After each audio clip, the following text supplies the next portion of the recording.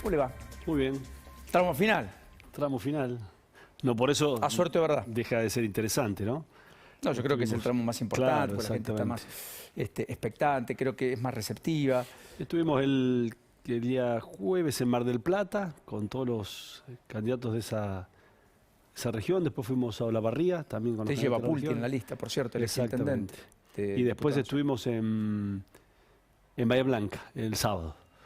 Así que movido. ¿Y qué encuentra en la recorrida? No, se encuentra, a ver, hay un interés común por los temas que preocupan, digamos, a la sociedad, que no son parte de la agenda de la política, lamentablemente.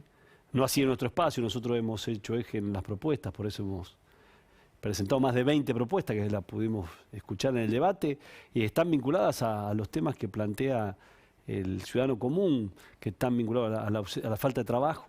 Ese es un tema que aparece preocupante. ¿Qué haría si usted es diputado? ¿Qué grano de arena aportaría para que en la Argentina haya condiciones de empleabilidad distintas a las que hay hoy? Primero me parece que el trabajo está asociado a darle estabilidad a la economía, a darle consistencia a la economía.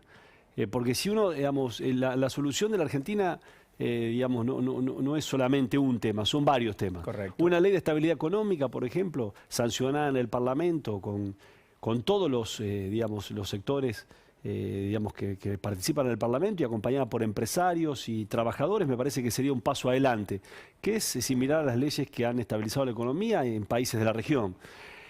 En materia de trabajo, digamos, me parece importante una ley de incentivo a la creación de pymes nuevas, con incentivos fiscales y financiamiento, cosa que no tiene. Cuando uno mira el financiamiento que tienen las pequeñas y medianas empresas, en la Argentina es el 17% del Producto Bruto Interno. Sin embargo, por ejemplo, Chile, Colombia tienen el 70% del Producto Bruto Interno para financiar emprendimientos. Digamos, usted sabe que el financiamiento... O sea, acá hablamos mucho de las pymes, pero hacemos poco. Exactamente, y tienen una enorme presión fiscal. Por eso nosotros también decimos, el desafío de las próximas 2 décadas para nosotros es generar trabajo. Debería ser lo que mide si un gobierno es bueno o malo.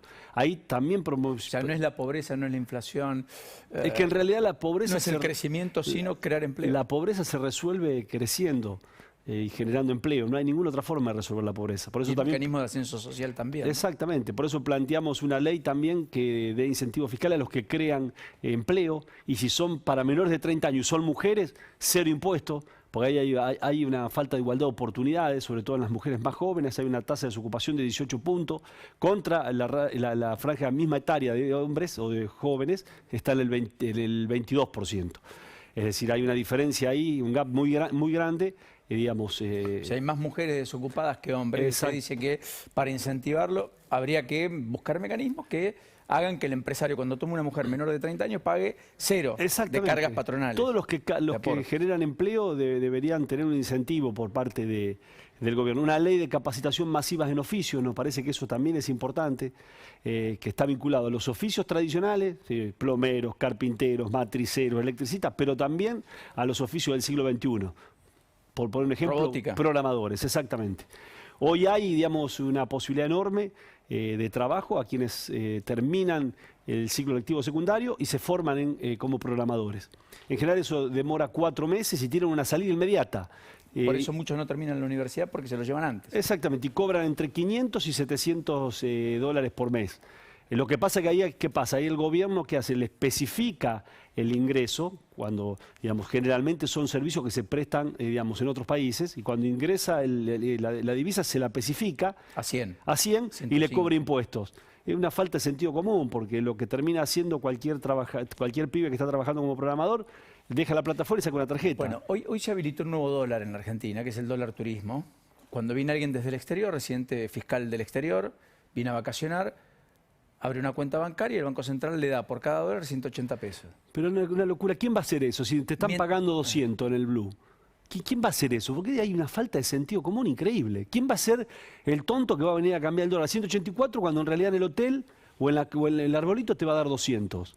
Bueno, en realidad le va a dar 190 porque lo venden a 200. Bueno, entonces. Pues un poco más. Bueno, entonces. ¿Qué van a lograr a mí me parece más un sinsentido inclusive, más allá de esto que usted, que naturalmente es de perogrullo, que es que el que exporta, que crea divisa, que crea riqueza, etcétera, no solo no se lo liquidan a ese dólar, sino que se lo liquidan a 100 menos el impuesto que le cobran por exportar y crear riqueza. Bueno, nosotros ahí... Empleo genuino, etcétera, que termina siendo un dólar de 70, 60, depende del... Nosotros ahí planteamos que nos parece que es fundamental que la Argentina incremente las exportaciones y para eso tiene que tener también una política, primero que le dé previsibilidad de cara al futuro, en un escenario que por lo menos incluye una década, en una ley en el Parlamento que diga, miren, a los que exportan materias primas, por encima de lo que exportaron los 2 últimos años, ¿sí? El incremental, la mitad de retenciones. Ahora, si exportó materia prima con valor agregado, si en vez de exportar maíz, exporta carne de cerdo, el incremental de lo exportado en los 2 últimos años, 0 retenciones. Y entonces, ¿qué vamos a lograr? Tener mayor ingreso de dólares y vamos a tener mayor posibilidad de generar trabajo. Hecho, existe con el plan gas. El plan gas es eso. Sí, existe puntualmente sobre algunos sectores. La producción termina bajado. Debería ser para todos aquellos sectores que exportan en la Argentina, para todos. Digamos, sin excepciones, para todos los sectores. ¿No tiene miedo que le digan que le está beneficiando al complejo agroexportador, etcétera, etcétera? Pero es una estupidez si esa tonelada más o ya no la exporta hoy. No entiendo eso, ¿me entendés? Me cuesta entender ese tipo de planteo. El gobierno, no es mi... Pero por eso, pero me cuesta entender, está claro. Yo digo, al incremental de lo que exportó en los 2 últimos años, le cobro la mitad. Y si exporta con valor agregado, no le cobro. Hoy estuvo reunido Mansur bien temprano con algunos intendentes del conurbano, entre ellos Descalzo, un exintendente como Julio Pereira, estuvo con José Musi, el intendente de Berazategui, intentando poner un traje a raya en la idea de controlar precios en los hipermercados, que se cumplan lo pactado, los precios congelados hasta comienzos de enero, etcétera. ¿Qué opina de eso? Ya ha fracasado eso, Paulino. Que no le ve ninguna chance. Ninguna chance. Acá hay que resolver estructuralmente el problema que tiene la Argentina en materia de inflación. Si no resolvemos eso, y eso tiene una solución, yo sé hablar mucho con Remenes-Nikov, por ejemplo, y bueno, ¿cómo se resuelve eso? ¿Cómo lo ha resuelto el mundo? Porque el mundo tiene una inflación y los países de la región similar a la que Argentina tiene en un mes, la tiene en un año. ¿Quién? Brasil, Bolivia, Perú, Paraguay. Es sencillo, Uruguay. Uruguay tiene un poquito más, pero tiene el 9 anual. Nosotros tenemos el 4, 3,5 mensual. En los últimos 12 meses tuvimos 52,5% de inflación. Tenemos 23.800.000 pobres en la Argentina. Un policía, un docente inicial, alguien que ingresa en la salud inicialmente, cobra menos que la canasta alimentaria básica. Entonces, si la Argentina no resuelve esas inconsistencias que están vinculadas, primero a resolver parte del déficit que tiene el Estado, que es un Estado bobo, es un Estado que gasta mucho y presta malos servicios públicos, porque, a ver, convengamos que la salud... No es una definición menor. No, pero por dice supuesto... alguien que gestionó, que estuvo pero en el sector totalmente público y dice, mira, el Estado es bobo. Exactamente. Porque eso es lo que suele decir el liberalismo. No, pero el liberalismo tiene otro concepto, que tiene que ver con la ausencia del Estado. Con la idea de que el Estado no tiene que intervenir porque creen que el mercado es perfecto. Eso no es así. Cuando el Estado no interviene... Cuando el Estado interviene, se agudizan las desigualdades, exactamente. Ni tampoco el Estado del kirchnerismo, donde se mide por el volumen, la cantidad de empleados, la cantidad de regulaciones. No, yo digo un Estado que preste servicios públicos de calidad. Como en una casa fijo prioridades. En mi casa primero me alimento, después me visto y si me sobra me voy de vacaciones. Bueno, acá digo, ¿qué Estado quiero? Un Estado que preste buena salud, buena educación, seguridad y justicia. Y que tenga un plan de promoción del desarrollo, que está vinculado a una política impositiva que genere incentivos en ese sentido. Sin embargo, no se hace. Primera cuestión, al revés es acá. Segunda, tengo que tener una balanza comercial favorable. Tengo que incrementar las exportaciones, por eso esa ley. Tercero, tengo que tener una emisión de acuerdo a la demanda y emito excepcionalmente más cuando en realidad tengo situaciones excepcionales, que es lo que hace el mundo. Si no, lo resolveríamos con papel y tinta. Y cuarto, trabajo... billete, dice usted. Exactamente. Y cuarto, trabajo formal. Tenemos que ir a una Argentina que pueda darle formalidad al trabajo. Hay el 51% que están en la informalidad, Paulino. Pero ahí hay una batalla con los gremios abierta, sí, no librada, y hay temores. Pero porque los gobiernos han sido absolutamente conservadores, tanto el kirchnerismo como el macrismo. ¿Usted define el kirchnerismo como un gobierno conservador? Pero totalmente, mantiene el statu quo. Acá hay que cambiar. La Argentina no va a salir adelante si no toma decisiones de fondo importantes. A ver... Está claro que nadie está hablando de atentar con los derechos adquiridos de los trabajadores. Estamos hablando de una ley que permita que al 51% que está fuera del trabajo formal pueda tener un trabajo formal. Es decir, ¿cómo puede ser que la Argentina no discute una ley laboral, una reforma de ley laboral cuando, digamos, estamos en la era del Internet? Cuando la última modificación fue hace 20 años. ¿De qué estamos hablando? Y está bien que lo plantee usted. ¿El seguro de desempleo le convence o no? A mí me parece que es una alternativa a discutir. A ver, yo digo esto. Algo parecido a la UOCRA. Exacto, yo lo que digo, lo que no nos podemos es negar a discutir esto. Y tal vez podamos tomar cosas que propone el kirchnerismo, otros que proponen, digamos, el macrismo. Nosotros desde el peronismo proponemos una discusión de ese tipo de ley, porque nos parece que es muy importante. Es decir, yo del peronismo digo, del frente vamos con vos, ¿no? Nos parece que es un tema que hay que discutirlo, sin creer que nosotros somos dueños de la verdad. Nosotros no somos dueños de la verdad. ¿Por qué tiene que estar usted en el Congreso? Tiene una oportunidad, le va a hablar a la sociedad, tiene el tramo final. A mí me parece ¿Por qué que hay que poner a Randazzo, Carolina Castro? A mí me parece que tiene que haber matices en el Congreso. Que el blanco-negro, digamos, no sirve, que tiene que haber otras voces. Que la grieta, digamos, ha llevado a que quienes polarizan, digamos, tengan, digamos, posiciones irreconciliables, y eso aleja la posibilidad de discusión de este tipo de temas. Lo vimos en el debate, no discutieron ningún tema, no se discute ningún tema, ni la ley laboral, ni cómo mejoramos la educación, cómo mejoramos los contenidos de la educación, cómo generamos una ley para generar más trabajo, cómo derrotamos la inflación, cómo vamos a una ley que dé mayor seguridad. Digamos, modificando, por ejemplo, la ley de exhibición de prisiones, para que un juez... ¿Qué haría usted ahí? Bueno, ahí nos parece importante que frente a un delito violento no haya ninguna posibilidad de que se lo exima de prisión. O sea, tiene que estar preso. Totalmente. ¿Por qué? Porque si no, ¿qué es lo que pasa? Lo termina alargando 1, 2, 3 veces y finalmente lo termina metiendo preso cuando mató a alguien. El caso de Quilmes, del pibe que salía a la escuela. O el tema del cambio de reincidencia. El concepto de reincidencia en la Argentina es un concepto de falta de sentido común. A ver... Solamente se hace reincidente si cumple un día la condena. No, acá tiene que ser reincidente, cumpla o no un día de preso si es condenado. ¿Por qué? Porque comete un delito violento. El juez logra la excarcelación. Y en realidad, como hay una vía muy recursiva en la Argentina, muchas veces la condena llega después que pasó el proceso, el tiempo que tenía que cumplir la condena. Entonces queda libre. Como no cumplió la condena, no estuvo preso, se considera no reincidente. O sea, usted agravaría la figura del reincidente. Totalmente. Como así agravaría los delitos cometidos con el uso de menores, que también es un proyecto de ley que queremos discutir. O sea, un chico de 14 años delinque, pero está... acompañado de un mayor, el mayor tiene que caberle el doble de la pena. Que eso pasa con los soldaditos de la droga, en muchos de los casos, etcétera, o con el contrabando en las zonas de frontera. Así es. Esas son las cosas que creo que tenemos que discutir. Entonces, ¿La responsabilidad del padre en el delito del menor? Y es complejo. Es otra cosa que también algunos plantean. Es complejo. Creo que hay que evaluarlo a eso, pero es más complejo. No. Básicamente porque además las familias están muy ensambladas, están desarticuladas. Sí. Muchos casos faltan. Porque aparte, acá el problema de la inseguridad está vinculado no a la pobreza, no es sinónimo la pobreza, sí la marginalidad. La marginalidad ha hecho que, digamos, un proceso de falta de cultura, de falta de apego a una rutina del trabajo, al consumo de estupefacientes. Eso ha llevado a niveles de violencia y de inseguridad tremendo. Pero me parece que lo peor que podemos hacer es no discutirlo, no ponerlo sobre la mesa. ¿Lo ve cerca o lejos al acuerdo con el fondo? Y por otra parte, ¿lo considera importante o no tanto? A mí me parece que lo primero que hay que hacer es no hacer de esto, digamos, una especulación de tipo política de un lado, del otro, con mensajes absolutamente a esta altura ya, digamos, poco serios.